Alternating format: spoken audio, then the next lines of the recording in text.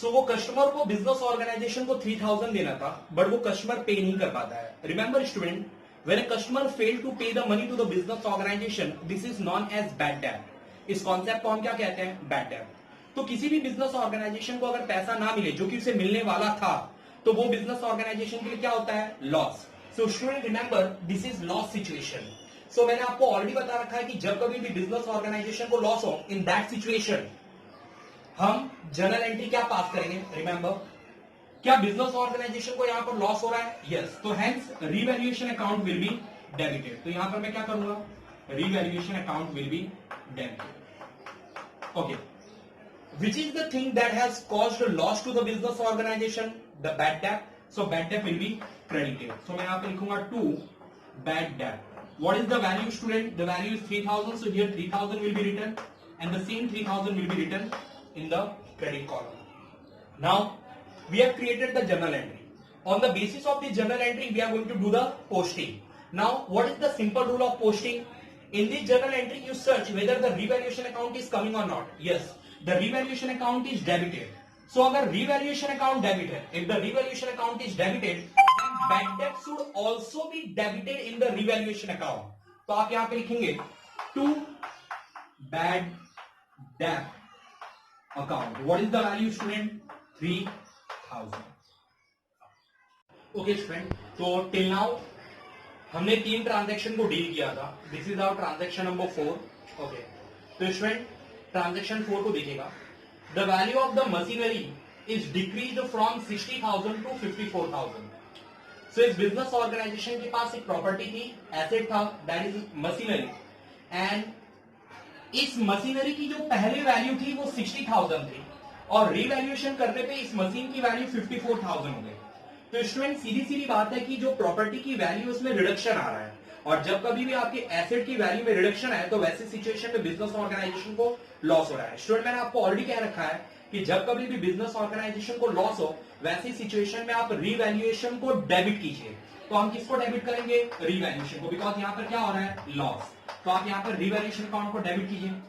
किस प्रॉपर्टी ने आपको लॉस कॉज किया है? मशीनरी. क्रेडिट करो मशीनरी को. तो यहां पर मैं लिखता हूं to machinery account. Okay. Amount में आपको क्या लिखना होता है? कितने रुपीस का प्रॉफिट या कितने रुपीस का लॉस आपको हुआ. तो यहां पर किसकी बात हो रही है? लॉस की. तो 60 में से आप 54 डिडक्ट करेंगे तो आपको पता चल जाएगा कि बिजनेस ऑर्गेनाइजेशन को 6000 का लॉस हुआ है. Now student, you have created the journal entry. Once you have created the journal entry, now you can do the posting. In this journal entry, revaluation is debited. So if revaluation account is debited, machinery will be also debited. So here we are going to write to machinery account. What is the amount of the loss? 6,000. So this 6,000 will be written on the debit side. Okay, student, this fine. Okay, come to the next topic, or come to the next transaction. Stock worth rupees 6,000 is destroyed in fire. Insurance company accepted the claim of rupees 4,000. But this is a business organization, and this business organization was having stock of rupees 6,000. Now one day what happened? A fire broke out, and because of that particular reason, 6,000 worth of good were destroyed in the fire. But business organization ने इस good का insurance करवा रखा था. Hence insurance company ने जब अपनी सर्वे वहां पर कंडक्ट की, तो सर्वे कंडक्ट करने के बाद बिजनेस इंश्योरेंस कंपनी कंक्लूड करती है कि वो 4,000 रुपया देगी. तो बिजनेस ऑर्गेनाइजेशन का 6,000 का सामान जला था, और इंश्योरेंस कंपनी बिजनेस ऑर्गेनाइजेशन को 4,000 रुपया रिटर्न कर रही है, या कह लीजिए कंपेंसेट कर रही है. तो एक्चुअल में बिजनेस ऑर्गेनाइजेशन को लॉस कितने का? स्टूडेंट 2,000 का. So if it is loss, तो याद कीजिए मैंने आपको ऑलरेडी बता रखा है कि जब कभी भी बिजनेस ऑर्गेनाइजेशन का रिवैल्यूएशन करने पे ओके लॉस हो, तो आप रिवैल्यूएशन को स्टूडेंट क्या करेंगे? डेबिट. तो आप रिवैल्यूएशन को क्या कीजिए? Student debit. Okay. Now to remember, here the loss is due to stock, so here stock will be written to stock account 2,000. now student, ये जो मैंने फिफ्थ ट्रांजैक्शन किया है, नॉर्मली ऐसे ट्रांजैक्शन आपके बुक में नहीं किए होते हैं. नॉर्मली हम यहाँ पर रिवैल्यूएशन की बात करते हैं, बट फिर भी मैंने ऐसे ये ट्रांजैक्शन क्रिएट कर दिया था. ओके.